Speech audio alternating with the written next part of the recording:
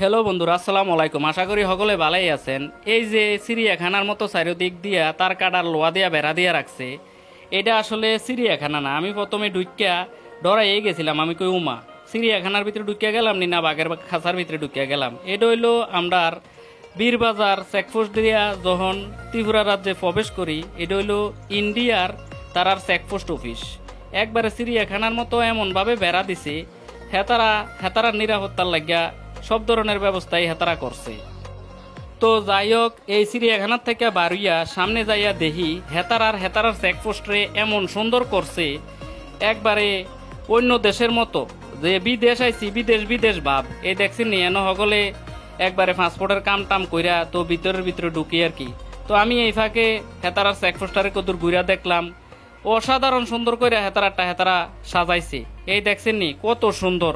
আমরা যে একেবারে বাংলাদেশ থেকে বিদেশ গেছি, হেতারার চেকপোস্ট দেখেই বোঝা যায় এত সুন্দর।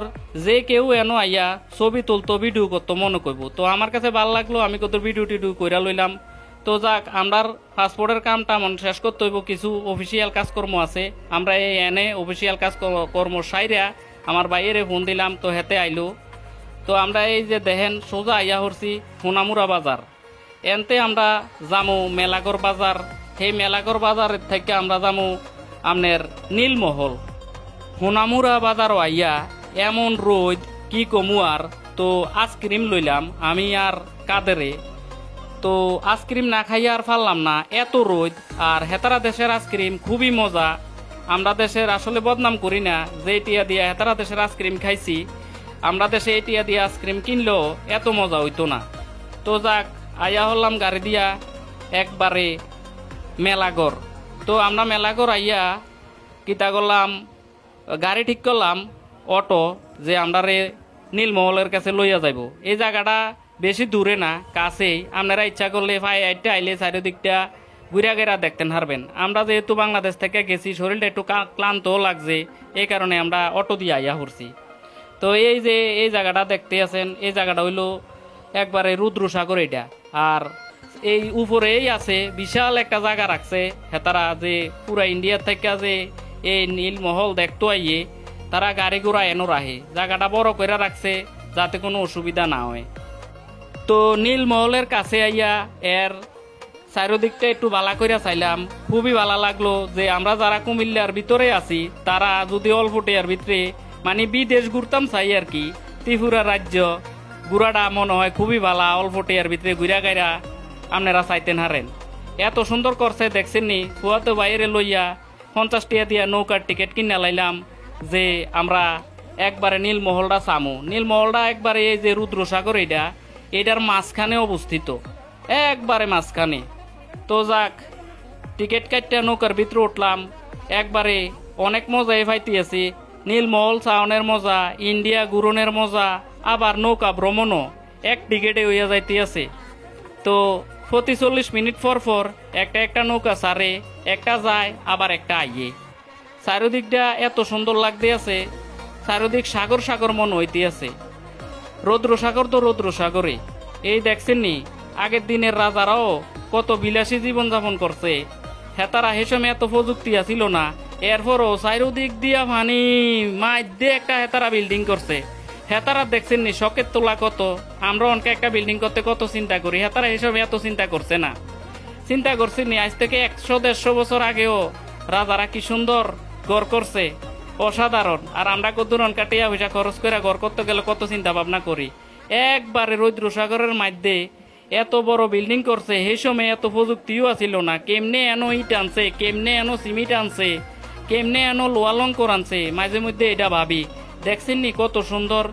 আজ থেকে আরো 100-150 বছর আগেও এত সুন্দর ডিজাইন, এত সুন্দর কারুকার্য ভাবে তারা এটা বানাইছে, তার আমি কইয়া বুঝাইতে পারতাম না। তো যাই হোক, সকলে যখন আমরা নৌকার থেকে নাইমা নীলমহলটার ভিতরে ঢুকলাম, তখন সকলেই ফটো তোলা আর ভিডিও করা লইয়া ব্যস্ত। আর ব্যস্ত হইতো না কা, এত সুন্দর কইরা বানাইছে যে কেউ এনো ফটো তুলতো মনে কইব। এর ভিতরেও আবার আছে এনো একটা দোয়ান। এই দোয়ানের ভিতরে তারা বাঁশ দিয়া বেত দিয়া তৈরি করি না বিভিন্ন জিনিসপত্র বেচা কিনা করে। সকলে স্মৃতি হিসাবেও তারা কিনে। এটা ইন্ডিয়া ঘুরতে গেছে, এর লাগিয়া তারা স্মৃতি হিসাবে কিনা লইয়া আইয়ে। তো যাই হোক, কদ্দুর সামনে গেলাম, এনে লেখা রাখছে যে নীলমহল আপনার সম্পত্তি, দেয়ালে কিছু লেখিয়া এর সৌন্দর্য নষ্ট করেন না। এটা অবশ্য ঠিকই করছে। আর নাইলে বিভিন্ন রকমের মানুষ বিভিন্ন জায়গা থেকে যাইয়া হেতারার প্রেমিকের নাম লেখা দেয়াল রাখতো না, একবারে আইকা জাইকা হেতারার প্রেমের স্মৃতি রেখে আইব হেন যাইয়া। তো এই কারণে হেতারা আগে সাবধান কইরা দিছে যে আপনারা এটার ভিতরে কেউ নাম টাম লেখা একবারে এটা সৌন্দর্যটা নষ্ট করেন না। তো যাই হোক, নীলমহলের ভিতরে ঢুকেই প্রথমে আমরা দেখতে আছি কোন রুমের ভিতরে রাজা থাকতো, কোন রুমের ভিতরে রাজা গান বাদ্য বাজাইতো চাইতো।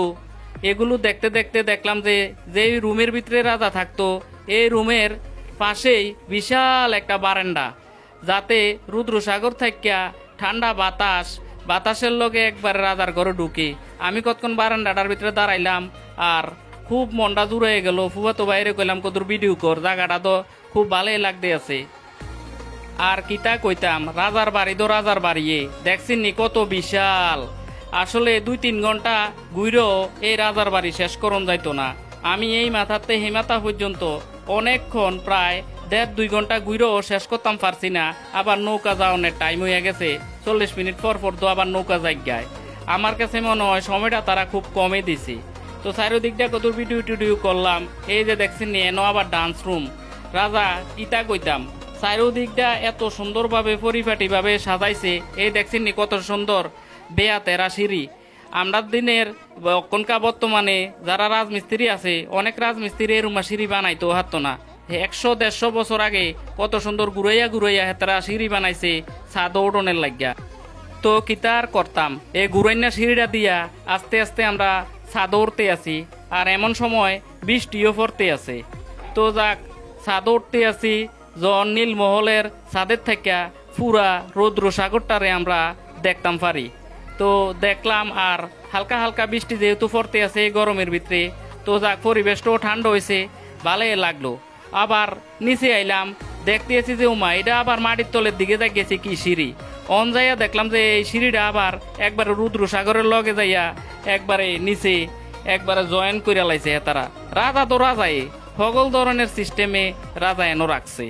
তো এই যে দেখছেন নি কত বড় রাজপ্রাসাদ, এই মাথাতে এই মাথা কইলাম তো 2-3 ঘন্টা ঘুরলো শেষ হইতো না, এত বড় রাজপ্রাসাদ।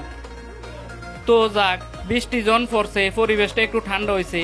তো আমার ফুফাতো বাইরে কইলাম আয়রে কাদের হেগুলটা একটু দেখাই। তো গেলাম উত্তর মাথাটা বিশাল লম্বা, সিয়ন কইরা বারান্দার মতো কইরা দিছে। আরেক জায়গা হেনে বলে সৈন্যরা থাকতো, রাজা যে জায়গাত থাকতো সৈন্যরা সেই জায়গাত কিন্তু থাকতো না। এই যে সিফার জায়গাটা দিয়ে আমি সামনের দিকে যাইতেছি, সেই জায়গাটাত বলে সৈন্য থাকতো। রাজারে কেউ আক্রমণ করলে হেতারা এনতে পরিদর্শন করত আর শত্রুর মোকাবেলা করত। এত সুন্দরভাবে করছে কইয়া আর বুঝাইতাম না। এনো আবার এটা কিতা জানি 3টা কবরের মতো, এটা আমি বুঝলাম না কিতা। চারিদিকটা ঘুরলাম কিন্তু বুঝলাম পারতেছি না এটা কিতা। তো হেনের অনেকের জিগেছি ভাই এটা আবার কবরের মতো কিতা, হেতারাও বুঝে না। তো যাক, হেনতে বাড়িয়ে আইলাম, আবার আইলাম রাজার বাড়ির কাছে। এই যে এই জায়গাটা দেখতেছেন, এই জায়গাটা আবার একেবারে রৌদ্রসাগরের লগে নিচে সিঁড়ির ভাবে তৈরি করে রাখছে। এনে মনে হয় রাজার বাড়ির মানুষরা গোসল টোসল করতো মনে হয় রৌদ্রসাগরের ভিতরে, এই রুমে তো মনে হইতে আছে। আর এই যে দেখছেন এটা হইলো উপরের থেকে দিয়াইতে আছি, কত সুন্দরভাবে একবারে তাজমহল ভাব। উপর থেকে ভিডিও করলাম আর কি কদ্দুর, খুবই ভালো লাগলো। আর আপনারাও আসলে ঘুরে দেখতেন পারেন, আসলে খুবই আনন্দ পাইবেন মনে হয়। আর কি কমু, যারা কুমিল্লাতে আছেন তারা তো বিশেষভাবে খুবই কাছে। এর ভিতরে আবার এক ভাইয়ের লগে দিয়ে হইল, ভাইয়ে আবার বাংলা টাংলা জানে না, ভাইয়ে হিন্দিতে কথা কয়, আমি আবার হিন্দি তেমন বুঝি না। তো ভাইয়ের লগে কদুর হিন্দিতে কথা কনের চেষ্টা করলাম, বাঙা হিন্দি। ভাইও বাংলা বুঝে না, আমিও আবার হিন্দি বুঝি না। তো আমার ফুফাতো ভাইয়ে মাঝে কয় কদুর বাঙা। হ্যাঁ লগে অনেকক্ষণ কদুর কথা কইলাম, ভালোই লাগলো। ভাইয়ের বাড়ি বলে রাজস্থান, হে নাকি এই নীলসাগর চাইতেই আইয়া পড়ছে নীলমহল চাইতো। এই দেখছেন তো ভাইয়ের লগে অনেকক্ষণ কথা কইলাম, পরিচয় হইয়া ভাইয়ের লগে নাম্বার লইলাম, যে কোনো সময় আমরাও যদি যাই সেদিকে ভাই এজন আমরা লগে দেয়া টেয়া করে। ভাইয়ের লগে অনেকক্ষণ কথা কইলাম, তো এই যে দেখছেন নি কথা কনের পরে আবার কত ভিডিও করলাম উপরটা খুবই ভালো লাগলো। আশা করি ভিডিওটা ভালো লাগলে ফলো দিয়ে রাখ।